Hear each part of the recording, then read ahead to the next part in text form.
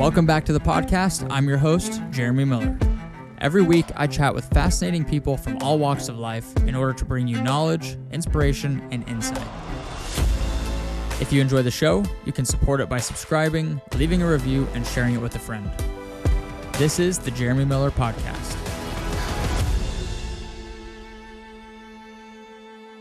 The last time I saw you was January of 2021. 2022 was for the marathon. I guess that was January. Damn, so it's been over a year. That was when I first got to Austin. I'd only been here for like 3 months or 3 weeks. Literally a year and a half.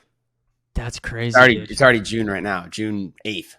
That's wild, man. And you're still in LA, right? Yeah, based in LA. Been out here for like 6 years now. Where are you from originally?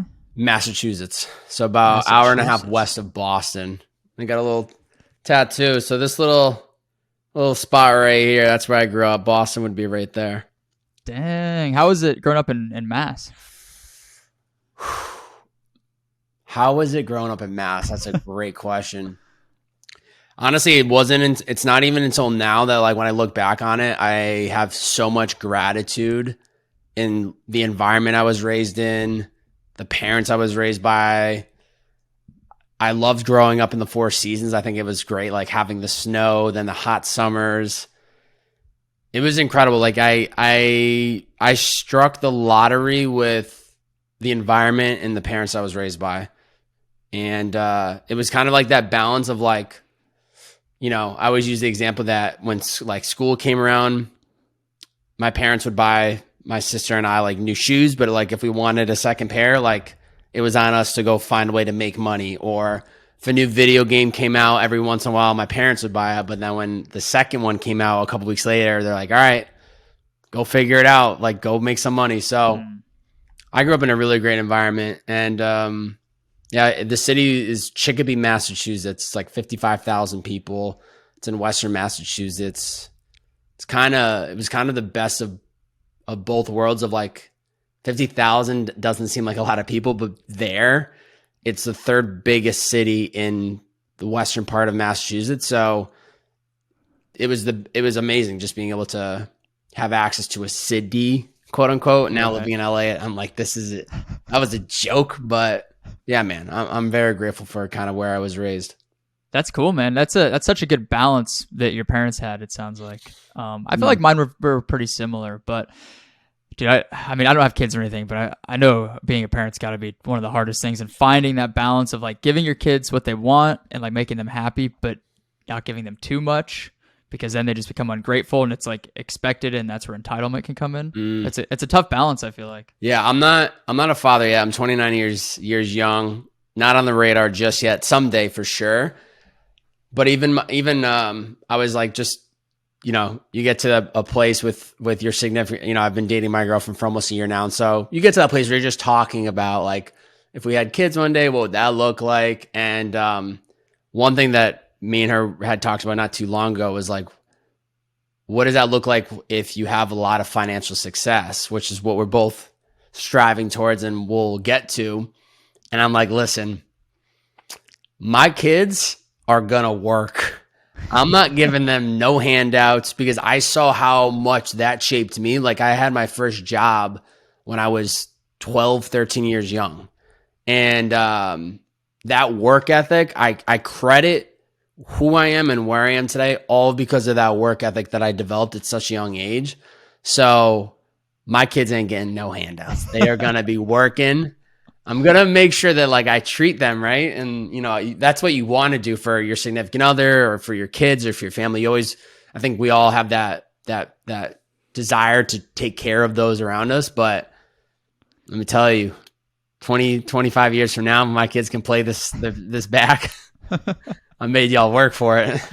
I love that, man. I think, yeah, I mean, all the hardest lessons I had to learn growing up were because like my parents made me go out and do shit, like get a job and make your own money. And if you really wanted something, like you had to just go and fucking do it yourself. Yeah. But do you remember what your first job was? Of course.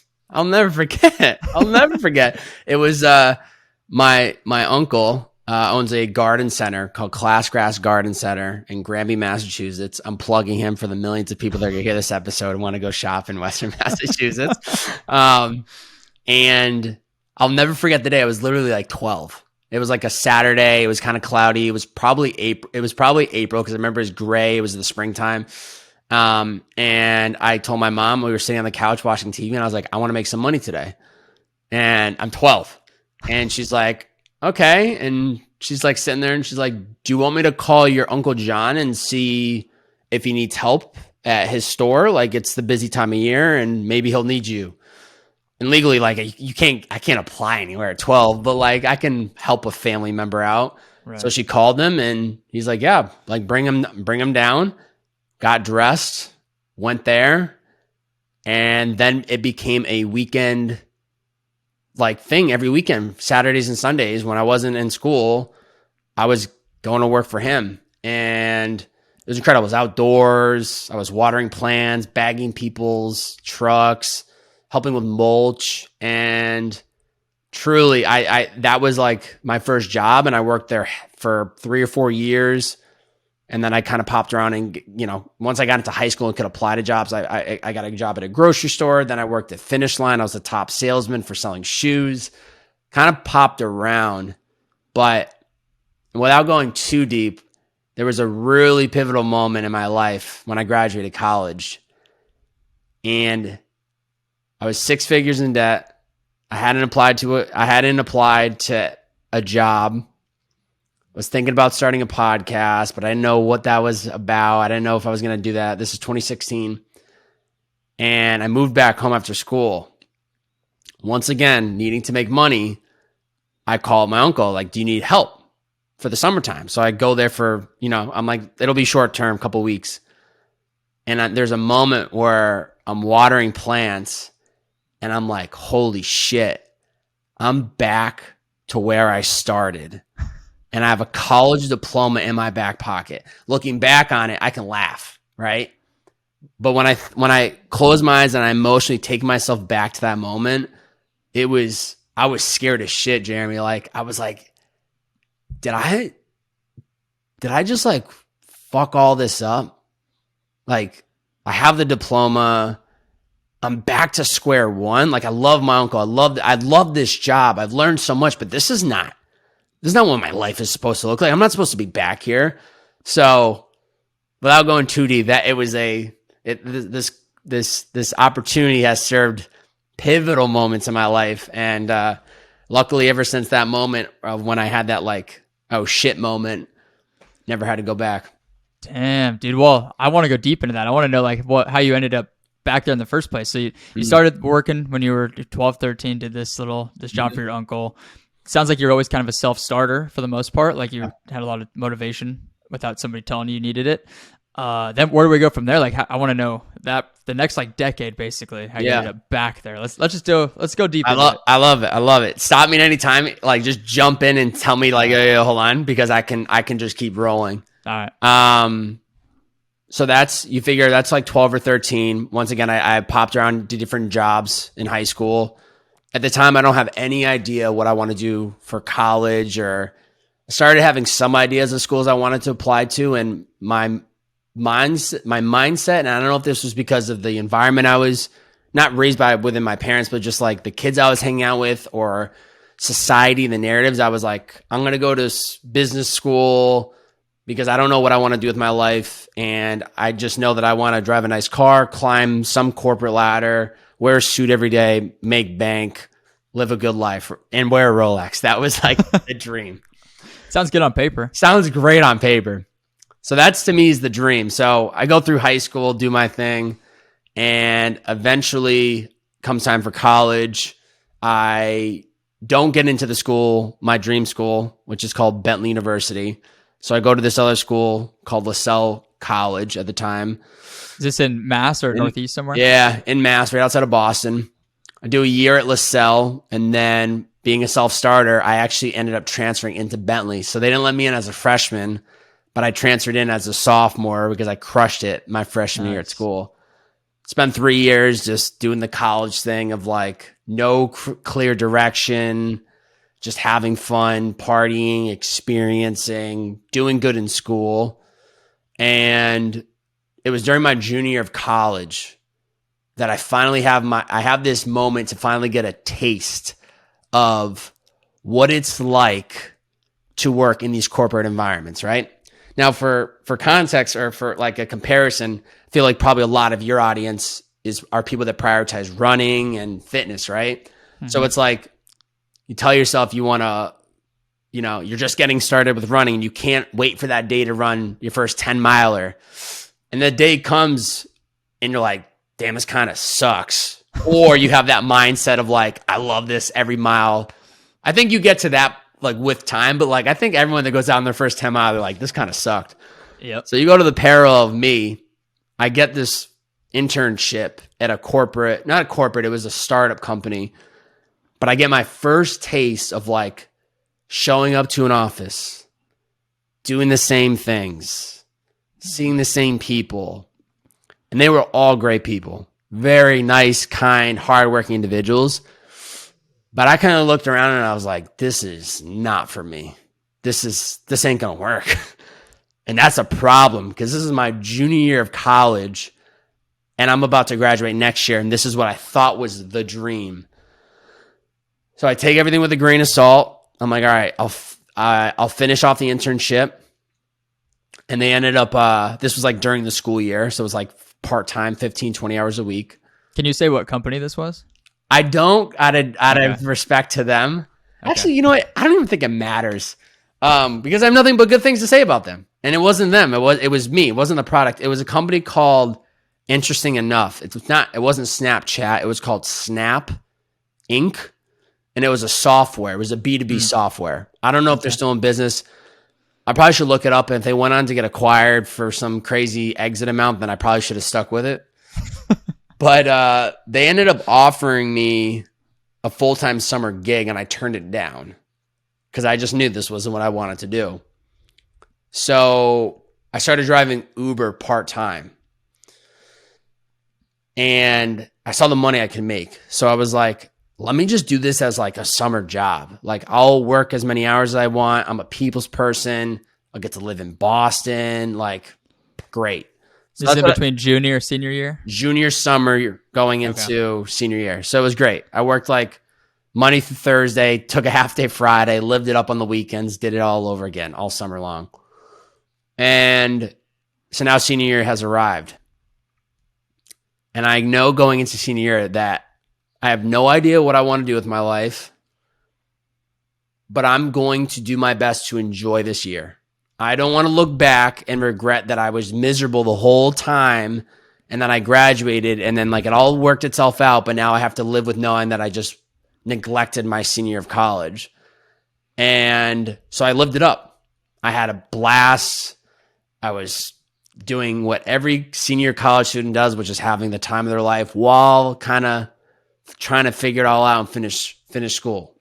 What does that involve? Like drinking, smoking, like that kind of thing? Or yeah, I will say like, I've always heard those college stories of people that went to like those big universities and they're like partying like a Tuesday night and like a Wednesday night. Like I never really was like that. I don't know where it came from, but I was very like regimented already where I was like, I'm not going to party until the weekends come because the weekday I need to like get my schoolwork done. And that was like a priority for me.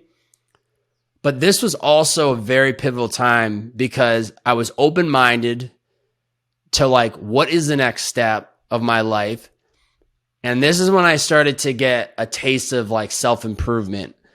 I discovered Lewis Howes, the host of the School of Greatness podcast. I discovered Gary Vee, started following Tony Robbins.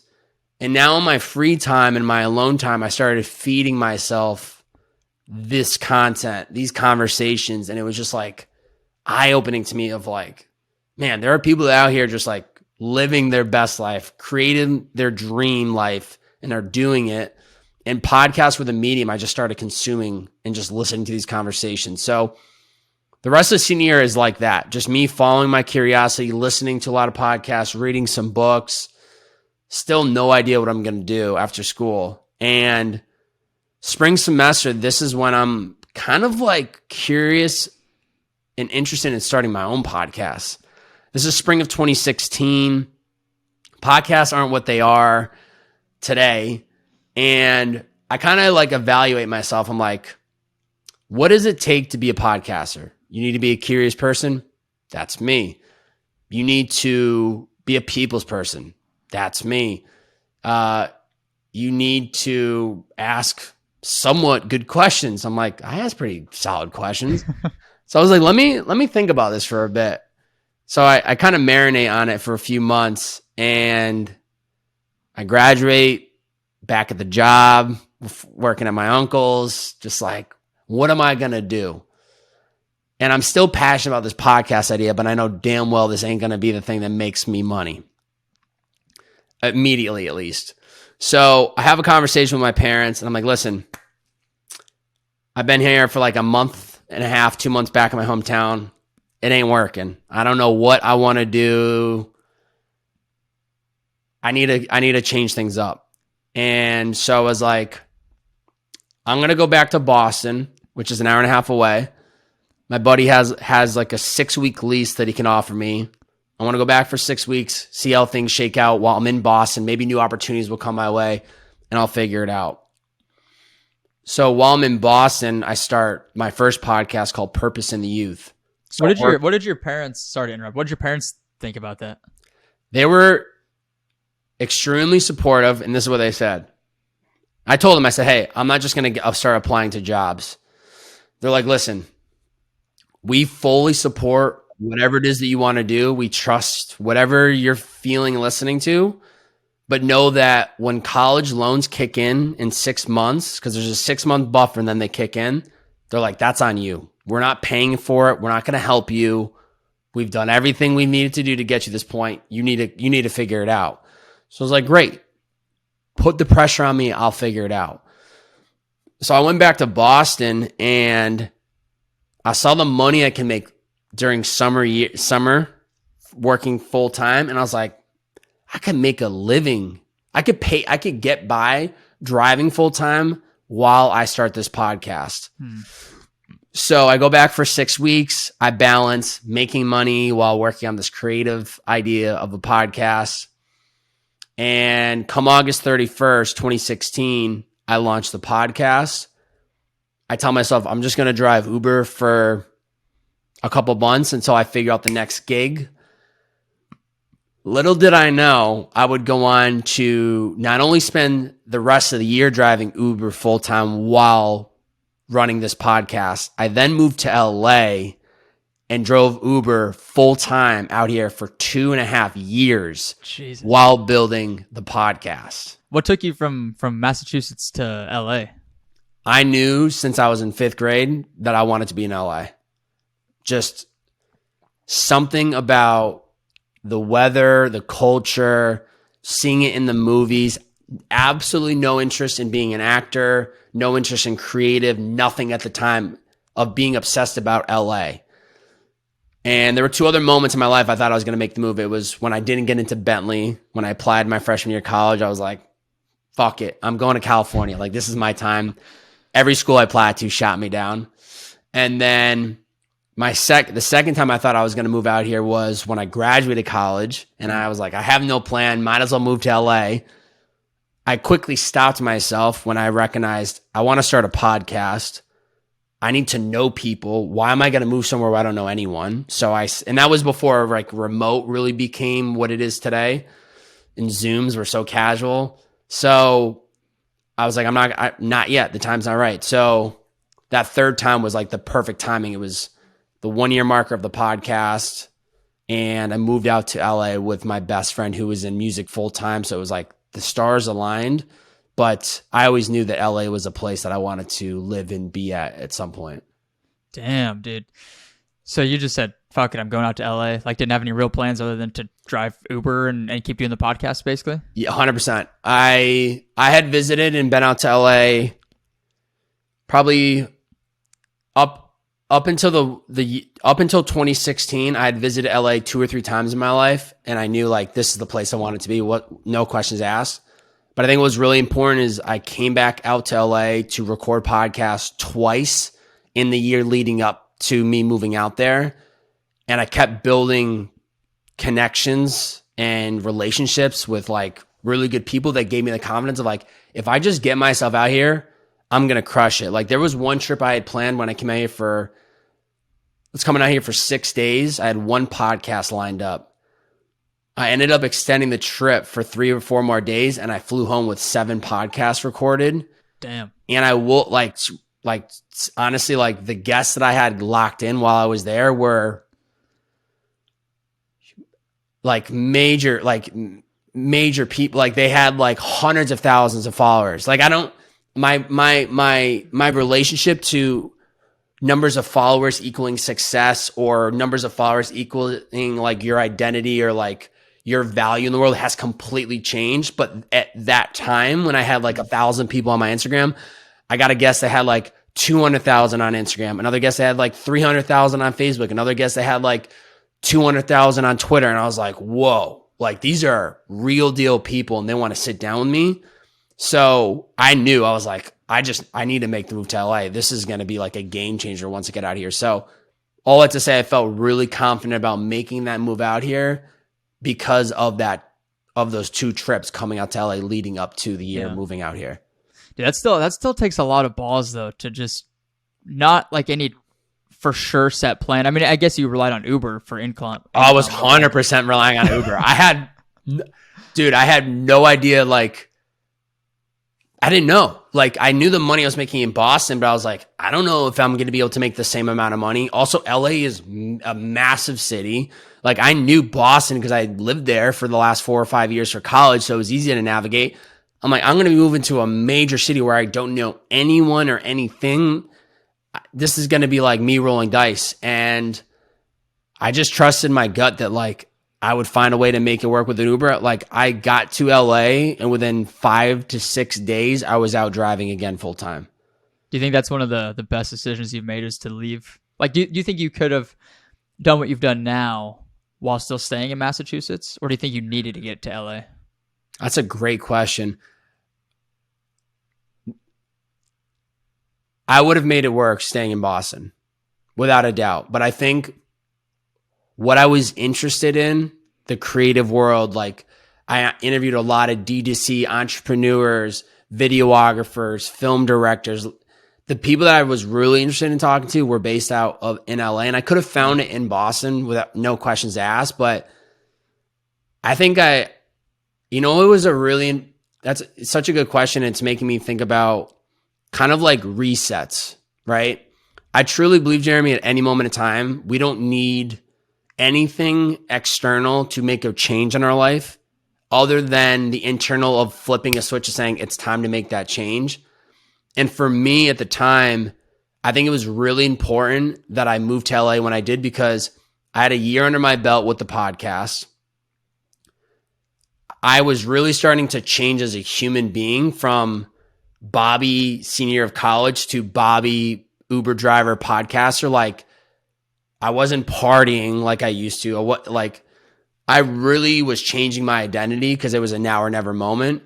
And a lot of that meant too, like shifting the people I was hanging out with. So for me, when I moved out to LA, not only was it a fresh start, it was, I'm coming out here and I'm only going to surround myself with people that are inspiring me or, are encouraging me, that aren't talking shit or questioning why I'm driving Uber, why I'm starting this podcast.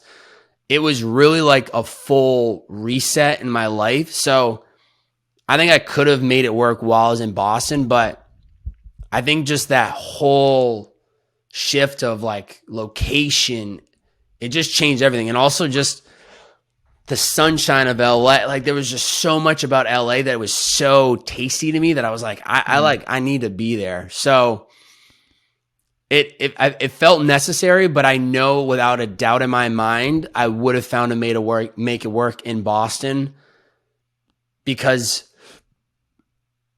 I just would have. It was not even a question of if or how. It was just a matter of when. How was I going to make it happen? So yeah, I still would have. I would have found a way in Boston without a doubt. That's a beautiful answer. And the reason I asked was like, for me, because we moved around a little bit too across the country a couple of times, and those are some of the most like pivotal moments where like you almost have an epiphany where you you get pulled out of like your environment, like your home state, Massachusetts, and you go to a totally new environment. And like you said, you just need that reset. And like, I mean, you can make it work wherever you're at. That's an important thing to note. But sometimes you need to get away from your family, get away from your friends or the place you grew up in or whatever, and just like be in a whole new environment. And I think you said it perfectly. It's a reset for you. Yeah. It's also interesting that we're talking about this right now. And it's just like, life is so serendipitous, man, because I haven't publicly talked about this yet through social media. But I know you know this, which is like, I'm going to be moving from LA in 3 months to Austin, which is crazy that I'm even saying that out loud, because for the last 5.5 years, no thought of ever leaving LA. And it wasn't until in my relationship with my girlfriend where she, from day one of being in a relationship, was like, I want to get out of LA. It wasn't until our relationship that I was like, I will leave this city to make this work. And also I am kind of interested of like, I've been here for 6 years. So I've checked off a lot of the boxes, but also what would happen if we did shake things up and went to a different city? How much deeper would our relationship grow? What would that next chapter for me look like, right? Like I've even gone through my own identity being in LA. I feel like I've lived 3 different lives while being here. So it's interesting now, even just talking about that in a couple months, I'll be going through this process again. And it's like, I feel like this new once again, I truly believe inside I can flip a switch and I make changes and resets in my life on a dime. But I just know, and I'm curious to see, what is that full environment? How is moving environments going to really change me? And I think I'm 29 now. My 20s were truly, from 22 to 29, were about experimenting, about me figuring out, what is my passion? What is my purpose? Who is it that I want to become? What do I want to do with my time on this earth? And I don't want to say I haven't completely figured out, but like I have a lot more clarity than I did when I was 22. And so I'm curious to see what happens when I put myself in this new environment where it's like, just extreme focus, very clear, but also all newness and much calmer than the city that I'm living in now. So it excites me to even have this conversation with you today and kind of where we're going because of what is also coming for me in a few months. Dude, I'm pumped to have you out here, man. I'm stoked to hopefully do some more podcasts in person and do a lot of other collaborations in person too. What made you guys pick Austin? Yeah, it's honestly, it was like my biggest thing was like, listen, I love you and I want to make this relationship work. So if you want to leave, let's do it. My only ask is we need to stay somewhere warm. I do not want to go back to the Northeast. Do not want to go back to dealing with like 4 months of miserable snow. And so we kind of were like, all right, what, like looking at the lower part of, we knew we weren't leaving the country. So it's like, where in the US would we want to live? And weirdly, I don't know what it was. I'd only been to Austin the one time that we had met, which was for the marathon. And even then I wasn't in the city at all. I was in the city for maybe half a day while there for 4 days. And I just have heard so many people from LA making the move to Austin. I've seen and heard the hype over the last couple of years. And I have friends that live out there like you. And I think we both kind of were like, would you entertain the idea of Austin? And my girlfriend loves like horses and Southern hospitality. And she like also was getting me hooked on the show Yellowstone. It was just like, I know that's not all of Austin, all of Texas, but I was like, I kind of vibe with this. So that was kind of how we landed on it. And so we came out to Austin a month and a half ago just to check it out and see like, do we get just a little taste of it? Does it feel right? And it felt really good. So that was kind of how we landed. Honestly, if it wasn't Austin, I think our other bet would have probably been staying in Southern California and just moving outside of LA, which it's just, you're paying the same prices. It's still super expensive. And I think we're kind of ready to like get a change up of that. So that's kind of how we landed on Austin.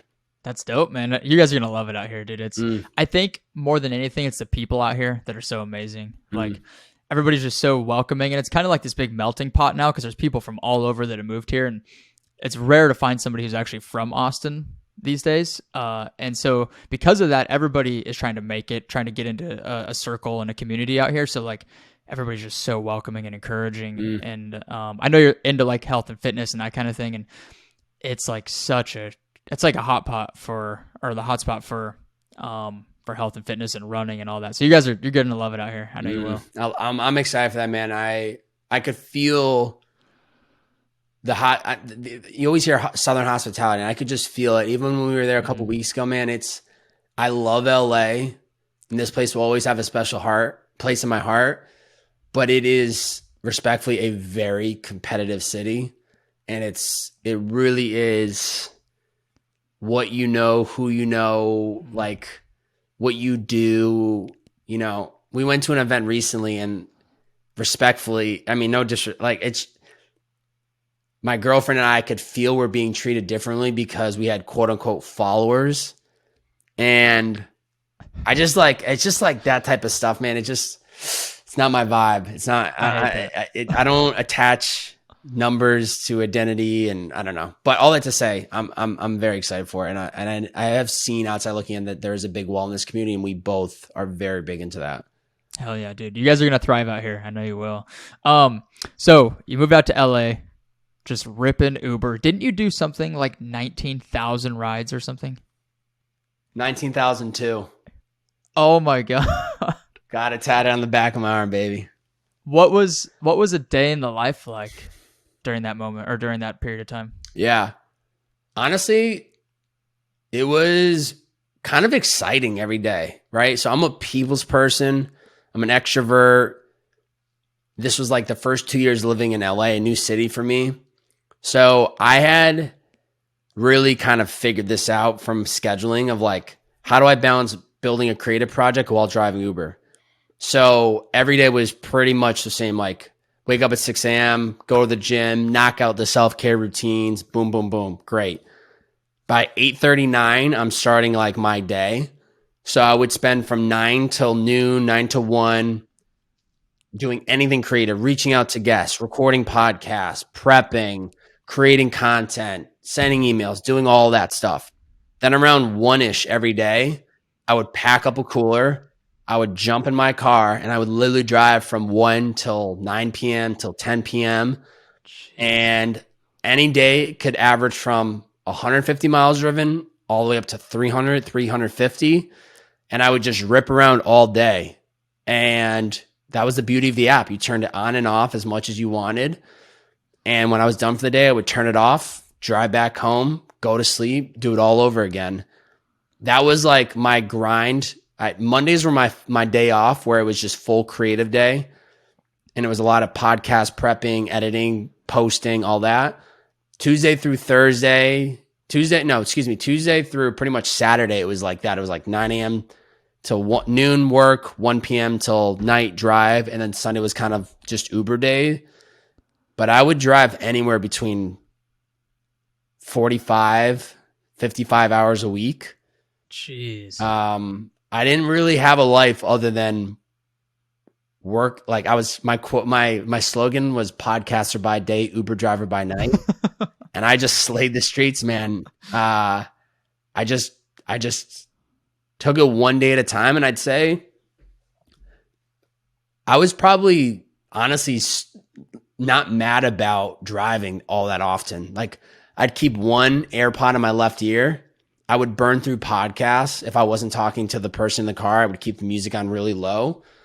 But I met a lot of great people. I got to see all different parts of LA. You know, the crazy thing about LA is there's such a wide spectrum. Like I'd be dropping somebody off at a $20 million mansion, and an hour later I would be in the middle of the hood. And it would be so like, wow, you know, like there's two different worlds in just 1 hour.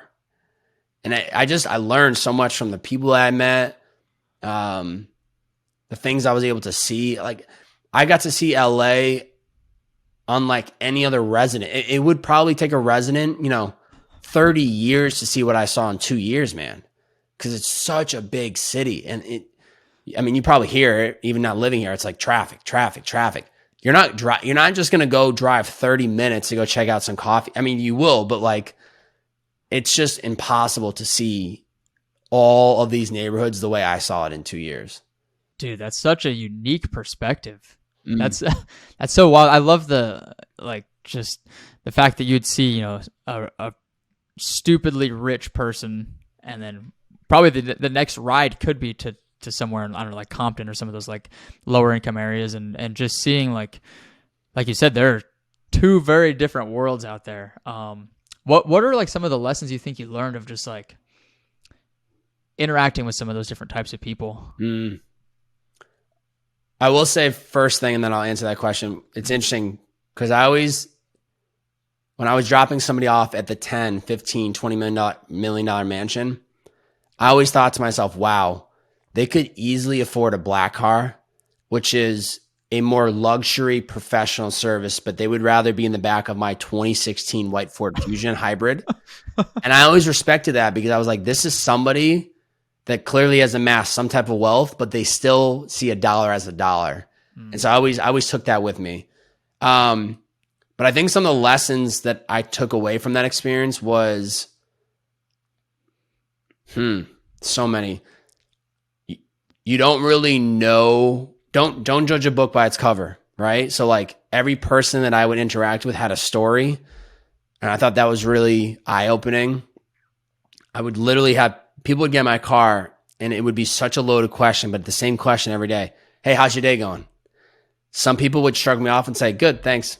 Some people would say, good, how you doing today? Want to have a conversation? And then some people be like, dude, you're not going to believe like this happened. And then this, like they had been waiting almost years for somebody to ask them that question. Right. So I feel like every person always had a story to tell. I think being curious, it felt like mini podcasts all day where I would just like talk to people and ask them questions and try to get to know them. Another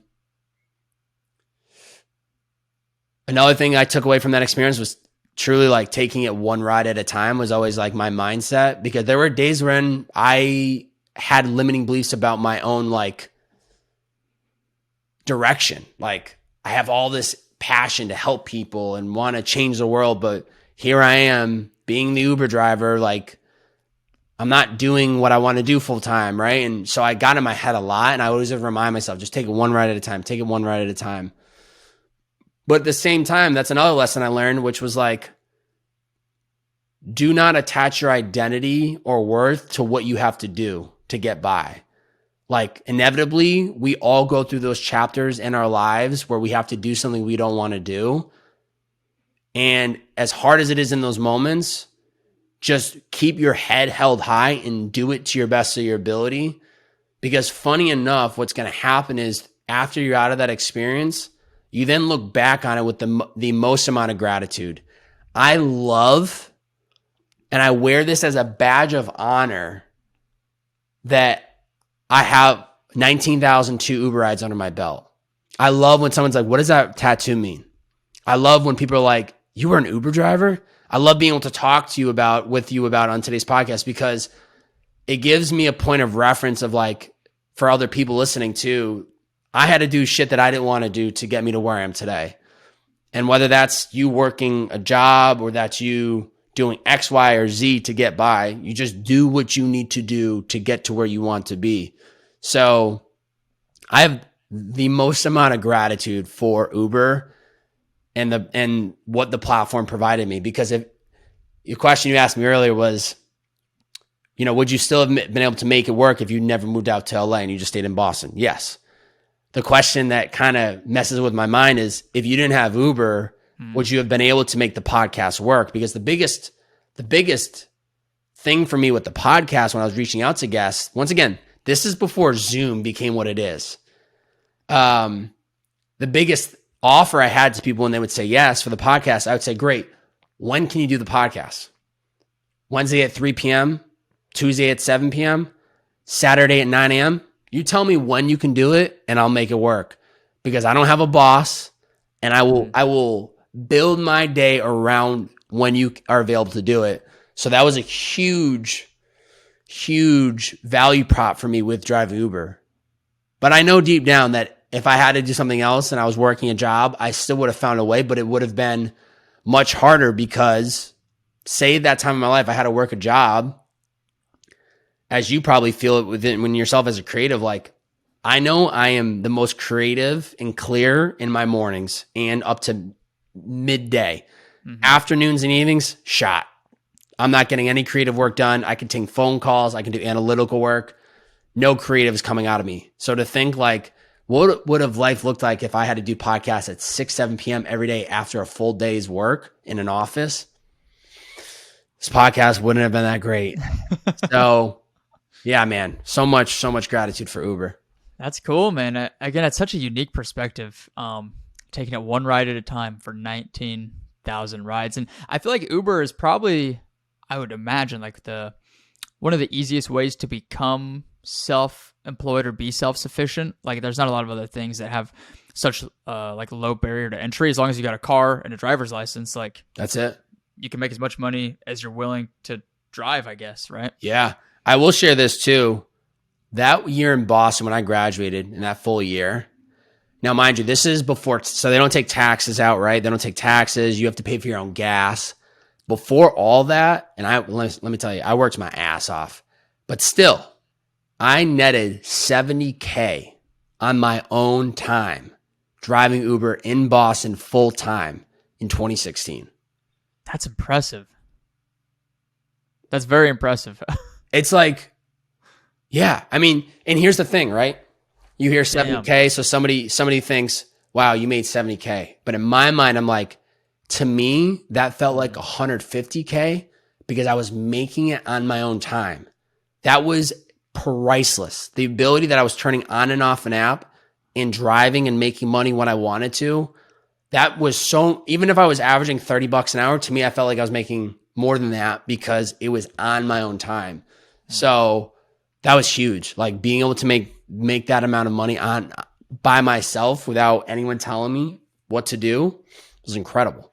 Dude, that's got to give you a ton of confidence to be. It's like, again, that's what's so great about Uber. I feel like is it's an easy way to get into the self-employment life, and it's a very easy way to show somebody that as long as you're willing to put in the time and the work, like you can make more and more money. It's like, obviously you don't want to always be directly correlated with trading your time for money, but it's like an easy way to show people like you don't have to go work a corporate job that you just hate. Like you can be self-sufficient and be your own boss, and then let that lead into other bigger things eventually. Yeah, it's the world we're living in today. Even if you don't want to drive Uber, Postmates or like food delivery, or there's just so many side hustles that you can kind of start up and do yourself that it's just endless opportunities for people to make money. So what happened to where we never got the 19,000th and third ride? Yeah. Why did it end at 19,002? Well, I'll tell you before I get to that, what's funny about why end at 19,002? Why not end at 19,000, right? I'll tell you that after I tell you how this all stopped. Okay. So October of 2019, I have a conversation with a buddy of mine. At the time he's managing, his name's Zach Conovar. At the time he was managing a YouTube group called Yes Theory. And I was like, dude, I can't be driving Uber anymore. I want to be doing this full time. So we spent 30 minutes to an hour, me and like two of his team members, and we whiteboard my whole life. What I'm in debt, how much money I'm making, this, that, the third. The takeaways are this. You need to find a way to get out of driving Uber, and you need to find a job or a career that's going to help you develop better skills, because you're not developing skills driving Uber anymore. And I was like, you're right. 2-3 weeks goes by. I had just got back from visiting my family back in Massachusetts. I get back from driving Uber one of those that night, grab my phone, and I post an Instagram story. Now, mind you, the 2 to 3 years leading up to this singular night of driving Uber, I documented the whole behind the scenes of me driving Uber, me eating lunch in my car, me telling stories. I was unapologetic about sharing the day-to-day life of being an Uber driver. And I got that confidence from Gary Vee. He always said, document the journey. And that's what I was doing. I was documenting the whole podcasting at noon, and then I was driving Uber till 10 p.m. at night and like giving people recaps of like the random stories, right? That's cool. You did all that. Oh had yeah. the foresight to be able to do that. Oh yeah. Dude, I got that. Thankfully for the archive in IG, when I see you in person next, I'll like kind of pull up and we can pull up some of the random clips. But I got some shit for days, dude. So I get back one night, pull up my Instagram, and I'm like, listen, I've loved driving Uber. So grateful for this opportunity, but I'm putting it out there to the world right now. Hold me to it. At the top of 2020, I'm done driving Uber. This is it. I've done my time. I'm 3 years in. I know I have a lot of value to bring. I don't know what it looks like. I don't know if it's for a company, for someone. I don't know if I'll figure out how to monetize myself. I'll figure it out. I wake up to a DM. Excuse me. DM or text? Forget. I think it was a DM. I wake up to a DM from a past podcast guest of mine. His name's Brandon Cohen. Founded this company called Liquid IV. And he DMs me. He said, yo, can you hop on a call tomorrow at 5 p.m. or at whatever time? Now, me and Brandon at this time, I interviewed him a year ago for my podcast. I'd ran into him 3 or 4 times throughout the year. Good vibes, good energy, rooting for each other. When he had a success, or I had a big podcast guest, great. A month before he DM'd me, I had just went into his office, did like a whole behind the scenes shoot of this new series that I was doing. It was called What They Don't See. It was like a behind the scenes of like what they don't see, what's behind the founder, what's behind the creative director, what's behind the fashion designer. So I see this DM and I'm like, I'm like, yeah, sounds good. I go back, I look at who's viewed my Instagram stories, and he viewed my story, and I was like, is there a chance he's got something like up his sleeve? So I get on a call with him. Now, mind you, in between him setting up the call with me and me jumping on the call, I think it was early next week, he just so happened to be flying out to New York City to be on Ask Gary V podcast. So I get on the call with him the next week. And I go, listen, before we get into anything you want to talk about today, how the hell was Gary V? What was the podcast like? We're jamming. And he's like, listen, he's like, I've seen everything you've been doing, and I saw your post, and I have this role that I'm about to be rolling out next week to our recruitment team, but I wanted to run it by you before it goes out because I think you would crush the role. And as he's saying this to me, my heart just drops. I'm just like, this is the guy that like, he could have been selling rocks on the side of the road and I would have said yes, because of doing the one-on-one podcast with him, I did a group podcast with him and a couple other founders at one point. I went in and did the What They Don't See vlog.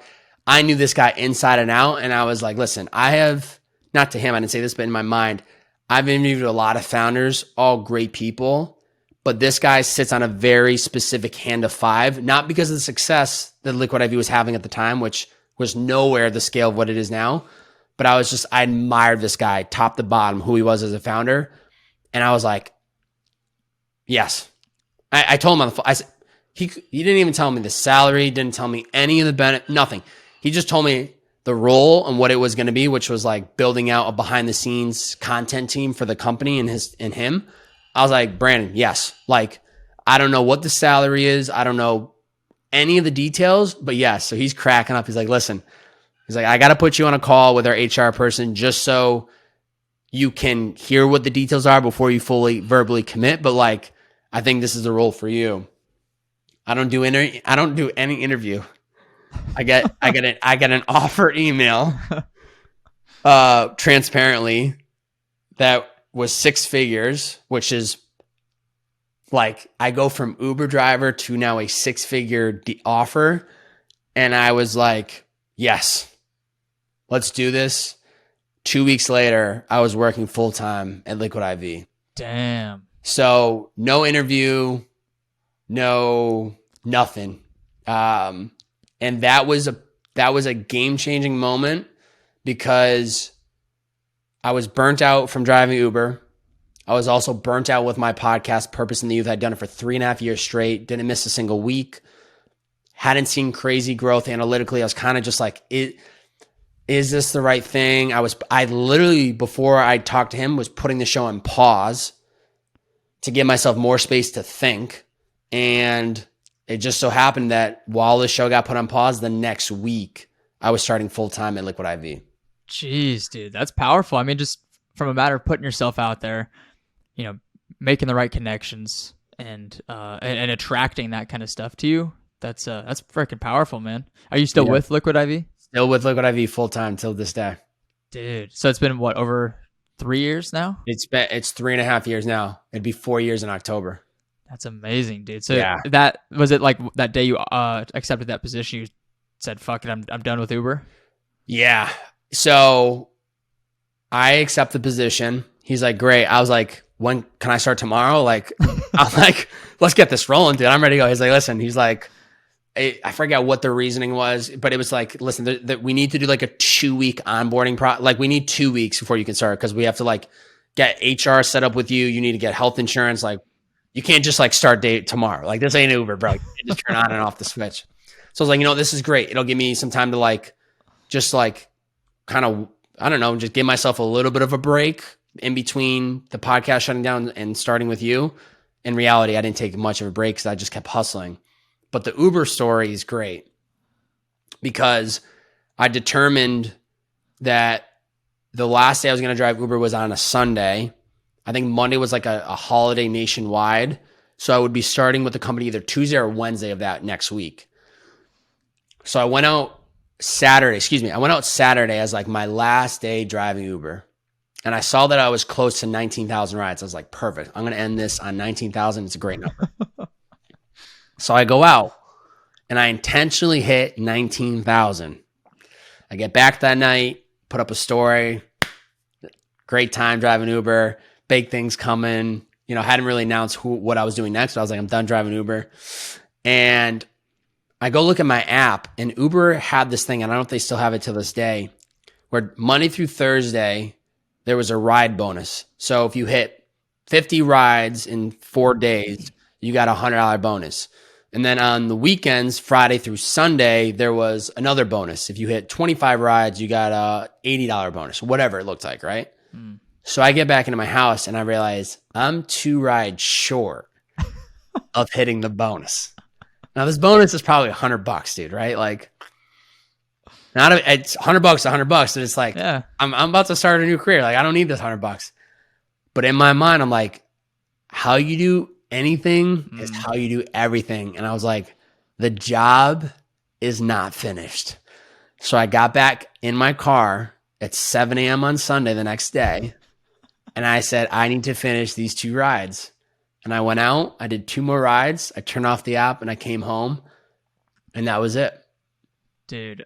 But I loved it even more because it was like, it wasn't because I was like, I'm going to talk about it on the podcast with Jeremy 3-4 years from now. It was like, internally, I felt relief where I was like, I finished the job. Yeah. I checked off the box and I was like, I love that now for the rest of my life. It's 19,002. 19,000 is already captivating, but why the 2? Like, why didn't you, I've always got people ask, why didn't you stop at 19,000? And there's a reason. There's a story behind it. That's amazing. That had to be, I would imagine, like kind of an emotional moment, right? Like, do you remember that 19,000th and second ride? That final one? Yeah. So it was when Uber was still doing Uber Pool. And so I had one passenger in my car. I was dropping this passenger off at one spot. And then along that route, we got pinged to pick up another person. So I went to pick up this other person. And once they got in my car, I turned off the app so it wouldn't send me any more rides. And I don't know if it was because it was Sunday morning or like they just weren't very socially wanting to talk to me. I just remember this person getting in the car and just thinking to myself, like, this is it. Like, this person has no idea that they're the last ride. And it felt just like relieving, like this is actually like happening. And it's even kind of really crazy to like think about it as we're talking about it, because I stopped my second podcast a year ago, right around a year ago. It was June of last year. I don't really jump on podcasts that much anymore. I honestly only will say yes to it if it's someone that I know and like I want to be part of it. I have slowed down from just doing the random yeses, which I've enjoyed that. And I think it's a fun game to play to like get your name out there and your voice out there, but it kind of becomes repetitive and I also don't want to spend too much time just talking about myself in the past, but it's these moments, Jeremy, that it just feels like rewarding to remind myself of where I've come from and where I'm at, because as I'm sure for you and anyone listening, like all we do is we think about where we want to go.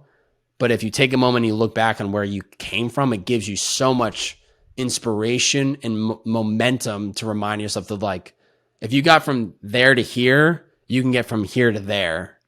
So yeah, it's very warming when I think back on what that moment was like.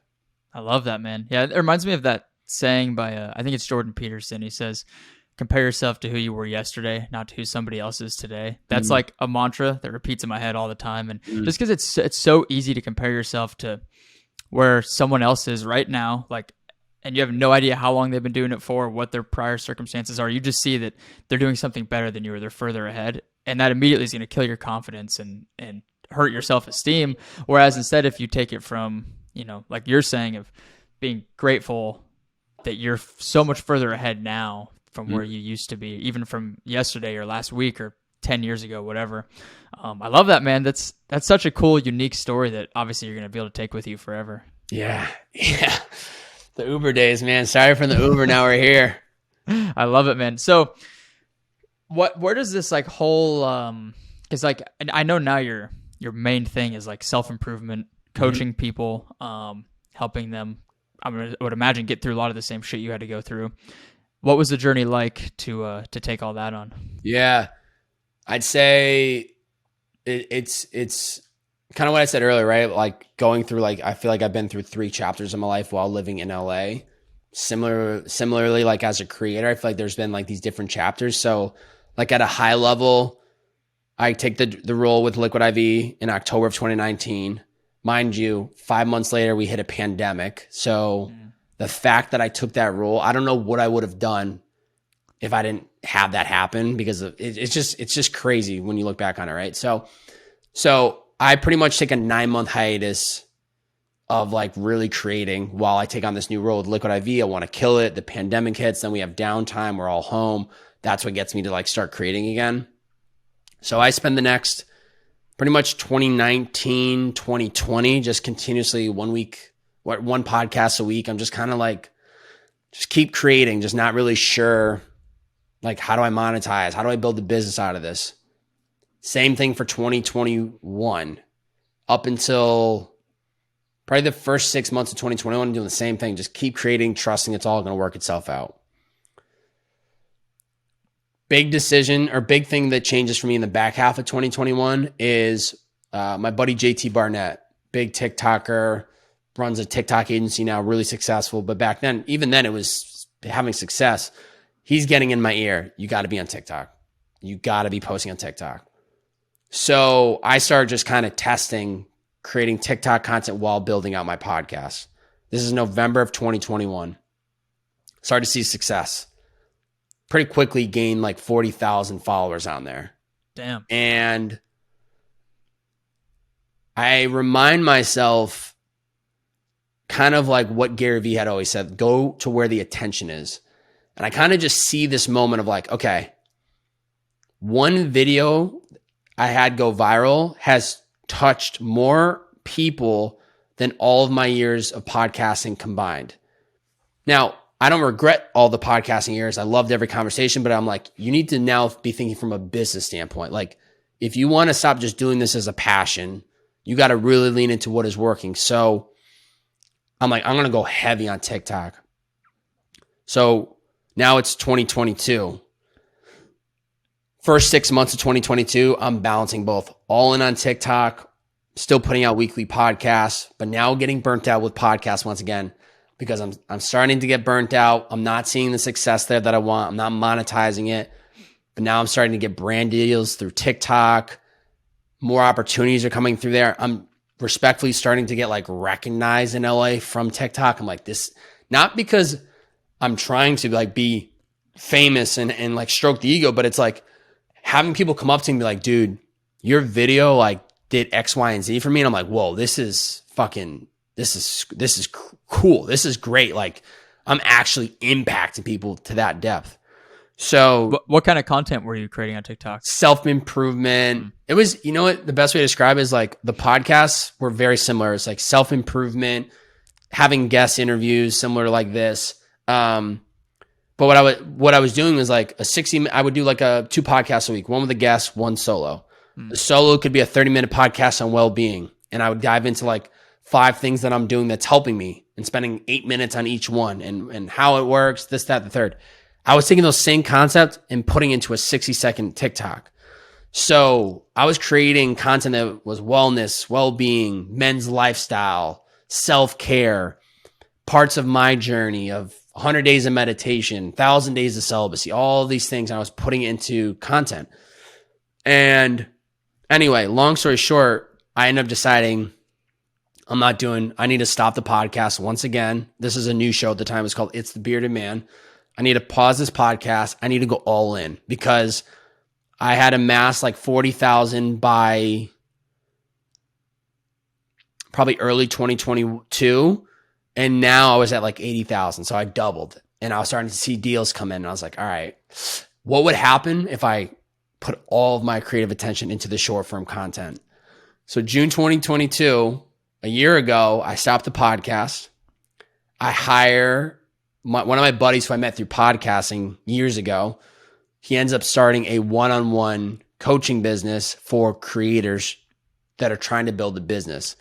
This is somebody that I've seen build a 6-figure business, coaching, group coaching, digital courses, the whole 9. I hire him. And from that moment, for the next year, I went down a rabbit hole of just short form content consistently, building out digital courses, building out a coaching program, building out a newsletter, and truly systemizing and building out a business. Like,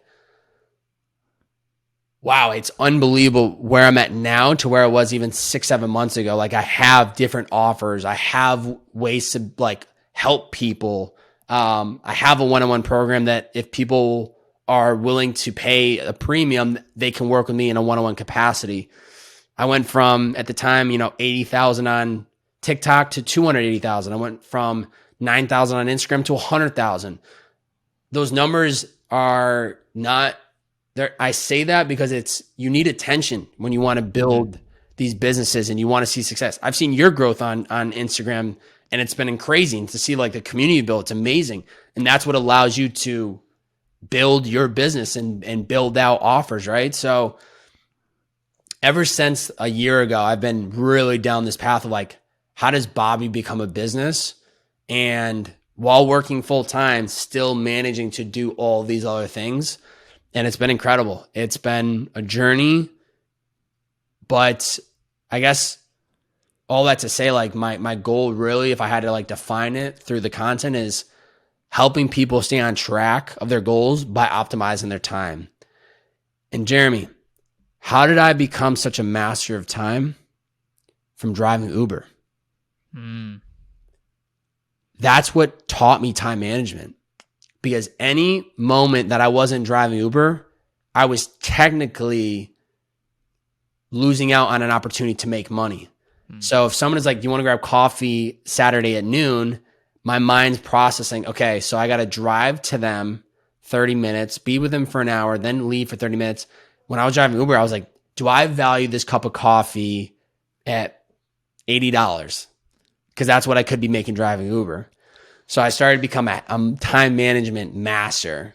And fast forward to today, that's what I attribute who I am and where I am, is because I've mastered time so much. And that's what I'm helping people do now.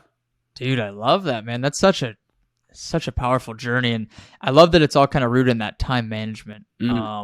Just because time is obviously like the one thing that everybody has the same amount of. And I mean, it's so cliche to say, but everybody's got 24 hours, but everybody has 24 hours. And I'm a big fan of like the idea that our lives are just a sum of all the decisions that we make.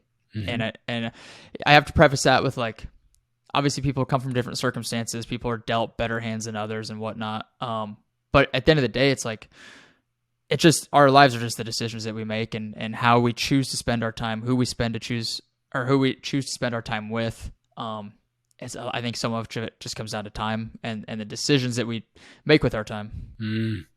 Yeah, it really, like you hear the cliche that 24 hours in a day, but if you truly start to align your day with your priorities and things that matter most to you, and you hit the repeat button and you continue to do that consistently, you will be amazed at how much progress you're making, because the only reason people are making progress in the parts of their life that they value and want the most is if they're honest with themselves, are they actually putting in the time that it takes? Mm-hmm. If not, there's your problem. And we're all impatient. We all want to be there sooner than later, but you only can control the present moment. You can only control the now. And when you accept that, you can really step in and start making those changes. Similar to what we were talking about earlier. You don't need an external environment to make the change. People wait until a new month, a new day, a new year. Screw all that shit. Let it be a decision, a moment where you decide, I want to change X about my life, and then go out and actually do that thing. Do you think you have to be ready in that moment to make that decision, or you just have to just do it? You don't have to be ready. You just have to be willing to commit to it, right? I've always been a big believer. You don't need to have the perfect blueprint to get started. Write the blueprint as you go. Trying to sit down and come up with like, all right, well, let's use running, as I know a big running audience. I want to run a marathon. So let me sit down and think about the next 6 months of what my running schedule looks like. And I've never ran 1 mile. That's overwhelming. You also have no context and understanding of like how much you should be running, how fast, when. You don't even know what shoes to wear. Like, don't overwhelm yourself with like what has yet to come. What should you focus on today? Putting on your shoes and going and running 1 mile. Great. Do that again tomorrow. Great. Do it again the day after that. Now 1 mile seems pretty easy. Let's amp it up to 2. Let's amp it up to 3. You don't need to have the perfect running shoes. You don't need the perfect running gear. You don't need the perfect running watch. You just need to get started to get that momentum going. So similarly, like you just have to start. That is the best way to get that momentum moving in the right direction. Yeah, that's you hit it right on the head, I think. As somebody who optimizes their time, what does a day in the life of Bobby look like right now? Yeah, it's pretty regimented, man. It's interesting. My Monday through Friday are regimented to a T. And then the weekends, I actually allow myself to flip that off and just like kind of be and flow, and like try not to have an alarm clock on in the morning unless like I need to be somewhere, or don't make a to-do list, right? Like for the weekends, like I kind of just will flow and see where the day and the weekend takes me. So like most days, I wake up at 5 a.m. First 2 hours of my day are just like self-care, working out, meditation, journaling, just priming my mind, body, and soul for the day ahead. And then I'd say anywhere between like 7:30, 8 a.m. my time till 6, I'm working. Balancing liquid IV with my own personal stuff. I eat the same meals at the same time every day. I go for a walk every day at noon, at 1. It really is habitual. And then I'm pretty set on like a hard stop at 6, the latest, every day. And then the rest of the evening could be like tonight I'm going for a run with a buddy. Last night it was hanging out with my girlfriend, going to the dog park, and then watching Ted Lasso. Tomorrow it's very similar. So everything is intentional. My time is very aligned with like what are my priorities. So for me, every day it's a little bit of my well-being. It is my creativity. It is my career at Liquid IV. It is my clients. It is life experiences, my girlfriend, family. Everything kind of gets mixed in. Like that's what the huge part of what I help people do within the one-on-one capacity is. There was a time in my life a few years ago where I didn't believe that you could live a balanced life while also striving and hitting your goals. I was burnt out and I just was working way too much. what I help clients do is recognize and realize you can have a little bit of everything. That's why you need to optimize your time. You're wasting time during the day doing X, Y, and Z. Well, what would happen if you change that, got 3 hours back every day, and then could allocate that time towards life experiences, towards dating, towards the things that you value the most, but you're not carving out time for, right? So all that to say, not every day is perfect. And I'm not somebody that like by the minute, like as soon as we get off this call, I got to make lunch for 13 minutes. And then by the 14th minute, I need to go do this. It's not like that to the T, but it's still very much systemized where like I'm building in certain parts of my day to do certain things because that's when I know like is when I'm going to be the most optimal to do those things. One question I have for you, because I can almost guarantee somebody out there is thinking it right now, because I get it on every damn video I post on the internet. Must be nice to not have kids. How would you go about advising somebody who has kids that need to go to school in the morning? You got to pick them up from school. Maybe they have like practice in the afternoon or evening. What would you tell somebody like that if they want to optimize their time? I don't have kids, right? But I want to challenge people that say that. If you're commenting and saying those types of things, you're almost being like resentful of your own reality, right? So like, don't make excuses for yourself. If you're saying, oh, it's because I have kids, get up earlier. Put the kids to bed, stay up later. Find a way to get in what you need. Once again, there are 24 hours in a day. If your 24 hours now is the responsibility of taking care of a child, that's your reality. You do what you need to do. That's why I've recognized I don't want kids in my life right now, because there's so many things that I want to do that I want to, when I do step into fatherhood, I want to be in a place where like I can fully give it my time and attention. And I'm not trying to get into whether you chose to have the kid or not, right? But I think just evaluate, where are you spending your time?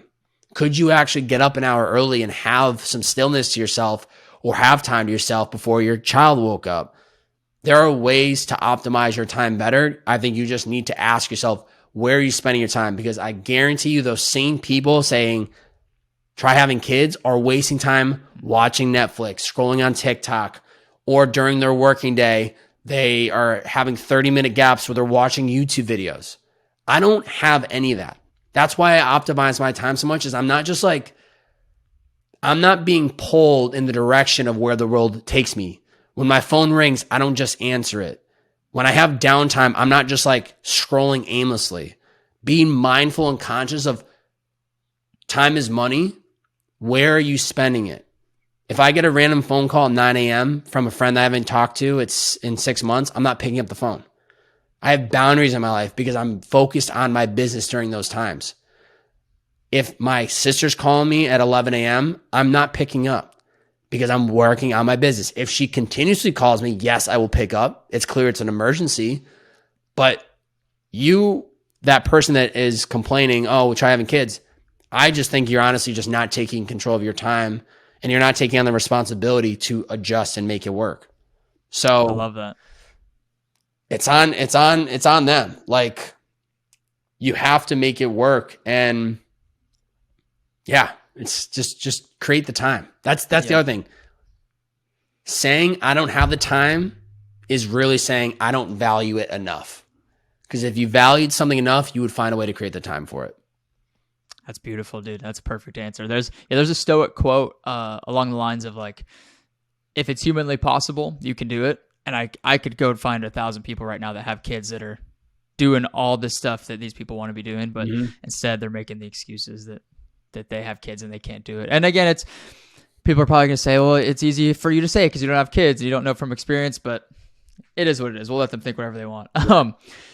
So I know you did it was 100 days of like consecutive working out, the however many days of no alcohol. Walk me through that, and why you did those different things. Yeah. That's funny enough. I brought it up earlier, the YouTube group, Yes Theory. During the pandemic, before the pandemic, they had this challenge called the 100 Days of Sweat. And they randomly, sporadically, would just do the challenge, and like they'd get their whole community involved and they would do it. And I don't remember if they during the pandemic, I think it was during the pandemic, they did that. They started the challenge again, and I was like, I'm going to do this. I'm going to do 100 days of sweat because I would hold myself accountable. There's a lot of downtime right now with the pandemic, and I need to force myself to stay on top of my physical health. So I did it. Completed 100 days, and then I started like testing other things. I did 75 days of no booze. Did like 30 days of meditation. I was also getting huge inspiration from Matt Diavella, a YouTube creator. He was like starting to post like these 30-day challenges that he was doing for himself. And I was like, what happens when I just commit to something for a short sprint? How much, like, I just want to see what happens in my life. So that really just came from a place of me like challenging myself. And it just has helped me hold myself accountable to following through and doing those things. And it's evolved. Like right now, I'm about this month. I'll be at a full year of not drinking alcohol.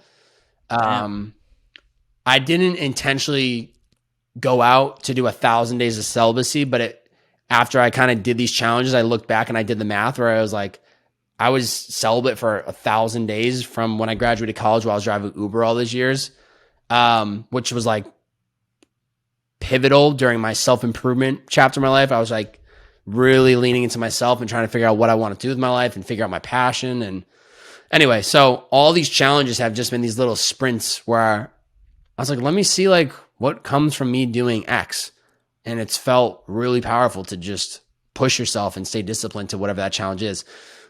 Fast forward to even more recently, last week, 2 weeks ago, I then created a challenge for my audience and community because I have seen the benefit of doing challenges myself. And I'm really big on like wanting to create things that give people guidance on how to make direct impact on your life. Like, listen, if I can tell you something from a social media post and you go out and you do it, great. And you make change in your life, great. You're not clearly my one-on-one ideal client. The client that needs me needs that accountability, and that's when I step in to help them. But if you can take what I'm telling you and go and do it yourself, awesome. I can't help the masses. I don't have the mental capacity or energy to one-on-one call 1 million, 2 million people. So like, I want 99% of people to figure it out for themselves. And if there's that 1% that can't and want my help, great. Helps me build my business and I'm helping you. Awesome. But I came up with what is called the Win Your Day Challenge. And it's a 30-day challenge that will truly mentally, physically, spiritually, completely reset an individual. And the way I was able to develop it was by leaning into all the things that I habitually do that have had the biggest impact on me.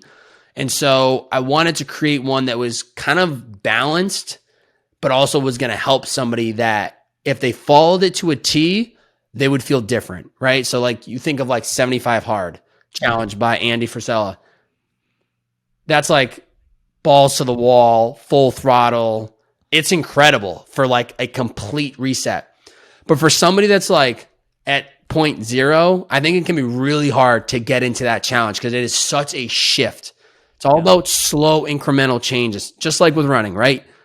You build up with miles over time. It's not like week 1, you're running 5 miles a week. Week 2, you're running 100 miles. It doesn't happen like that. I don't think it's possible for someone to go from 0 to 75 hard. And I wasn't creating with this in mind, but like I saw a gap where I was like, I want to create the challenge that is going to help anybody get the momentum going. I don't want to make it 60, 90, a 6-month challenge. Because once again, I want you to be focused on this moment. And I want you to know this is just 30 days. You start adding in 60, 90, anything more than that, it's overwhelming. It's like 90 days. Holy shit. Am I going to be able to like fully commit to that? That's really overwhelming. So I created a 30-day challenge, 4 morning routines that you cross off during the day, 7 daily do's that you must complete before the end of the day, and 5 daily don'ts you have to stay away from during the day. And truly, if somebody falls through that Win Your Day challenge, it is going to completely change them physically, spiritually, and mentally. And I think that's the whole idea is win your day. Because if you can conquer the day, conquer the week, conquer the month, and everything else ripples for all other aspects of your life. I love that. So do you give them the do's and the don'ts and things that they need to do, or do they determine that on their own? Yeah. So At least off the top of my head, like the morning routines you must complete before you start your day. Make your bed, 50-minute workout, 10-minute meditation, and create a to-do list for the day ahead. Great. The daily do's can be done at any moment in time during the day, but it needs to be completed by the end of the day. Some of which include like eating an 80-20 diet. So eating 80% good, maybe there's a little bit of cheating in there. 7 hours minimum of sleeping. A journal template that I provide them, a 5-question journal template. So there's all these things they need to do. Daily don'ts would be no alcohol, no smoking, no porn, no social media for the first or last 60 minutes of your day. And so the challenge is already created for them. I ended up creating like a free Notion tracker for them to track it. So at least they can hold themselves accountable and, check off the box, see the percentage, see the growth over the challenges. But I wanted to just give people, once again, people want to be told what to do. I just wanted to give them the challenge. Follow this to a T, check off every box, and you're going to feel a difference within 30 days. I love that, dude. I would imagine even if people, like the 80-20 rule, if people follow 80% of that, within 30 days, guaranteed they're going to have some sort of change in their life or some sort of reset. I think so much of the struggles that people go through are, sorry, it's raining. I don't know if you can hear that or not. It's like so loud. No. Anyways, sorry. But so much of the struggles that people go through are, I think, due to lack of confidence. And I like that you call it the 7 wins or whatever you said, like daily those do's. Things. Daily do's, yeah, like those little small incremental wins that you have to have because they give you that little bit of confidence to start your day. And it's like if you can start your day with that, whether it's a run or something as simple as making your bed, like the rest of your day is so much better following that. And I just think a lot of it comes down to lack of confidence. So doing those things to build that confidence is it's a surefire win, I think. Yeah, a big philosophy and how it came to the Win Your Day Challenge, not only because I believe in if you win your day, you win your week, you win your month. I've been living by and posting the philosophy for years now. You win the morning, you win the day. And it's all about creating the momentum early in your day, which carries on through the rest of the day. And that's where I wanted to kind of pull inspiration from because that quote has been so inspirational to me. And I think for other people, it's like, don't focus on the week and the months leading up to the marathon. Focus on what's the run you need to do today. And that's what I've been all focused on right now is just like, even through this conversation with you, like there's so much going on in this world, so much I want to do, so much you want to do, right? But like, how do I give this singular moment my all attention? Great. Then I move on to the next thing. Great. Then I move on to the next thing. It's just being here in the now, or in terms of the challenge, checking off the one box at a time makes all the difference. Yeah. Just trying to be present. Yes. In day-to-day life. It's one of the hardest things we can all do. What is the ultimate goal for Bobby? Do we have like I hate the question when people ask me, but do you have like a 5-year, 10-year, like ultimate life goal? Yeah. I've never been somebody that thinks that far in advance because once again, like I'm a true believer of create the blueprint as you go. I guess my goal for me right now, and I don't have a time, and this could be the worst thing for me or the best thing for me of not having like, by the end of the next month, I need to have X and this, that, like I just kind of flow. But my biggest goal is like get to a place where my business is fully funding itself. I have one-on-one clients, maybe there's group coaching offerings, there's digital products, maybe live events. My biggest goal for myself is to truly, not only someone who's optimizing his time, but I want to be in full control of my time. And I want to do it so much so that I live within balance. Like a perfect work day of ending at like 4 or 5 p.m. would be ideal so that I can actually have like an evening with my girlfriend if I have kids, So I think for me, my biggest goal right now is just like, or the big goal is like truly living and operating on my own time. And then being able to use that time to show up to the world and help people out. I love that, man. There's so much to be said about just the personal freedom that comes with that. Being self-employed, self-sufficient, being your own boss, and just like not having to live under somebody else's guidelines. Yeah. And just the freedom that comes with that. So, dude, I mean, you're providing so much value to the world. And like even just on this podcast, like you've said so many gems that I know they're going to resonate with people. They're going to provide inspiration and provide a ton of value. So I think you're well on your way, man. It's just a matter of time. Thank you, brother. Oh, I hope there was some wisdom that the people listening could take from today's conversation. A ton, man. I appreciate you coming on. I really enjoyed this. Where can people find you and connect with you? Yeah, at Bob on all socials. That's BO 3 B's 4 A's and a Y, TikTok, Instagram, Twitter, or BobbyHobert.com, BOBBYHOBERT.com. If you go to my website, you can find all my resources, free digital products, my coaching offer, the challenge, all that stuff is there as well. Beautiful. Yeah, I'll put all the links in the description for the podcast so people can go check that out. But dude, appreciate you coming on. It's a ton of fun, man. Dude, absolute honor. I do have one request. Yeah. If you're listening and you listen to this podcast often, or maybe this is your first episode, you need to go on to whatever platform you're listening to this episode. If it's Spotify, iTunes, it doesn't matter, or YouTube, if it's through YouTube, and you need to, one, either subscribe or you need to leave a review, because I know from the other side of being a host how much work goes on behind the scenes to make these shows actually be what they are. And there's a lot of time, energy, love, resources. So Jeremy's doing a phenomenal job as a host to give you guys and gals weekly content, or however often the content's coming out. Take 60 seconds, write a 1-sentence review, and it will make all the difference in the show. Dude, I appreciate that, man. You're a gem. I appreciate it. Hey, appreciate you being here with me and guiding this conversation. Yes, sir. I love it, man. We'll see you when you're down here in Austin here pretty soon. Yeehaw! Let's go, baby. All right, we'll see you later. See ya. Thank you so much for tuning into the show. If you enjoyed this episode, please make sure to subscribe to the channel, leave a review, and share it with a friend. We'll see you in the next one.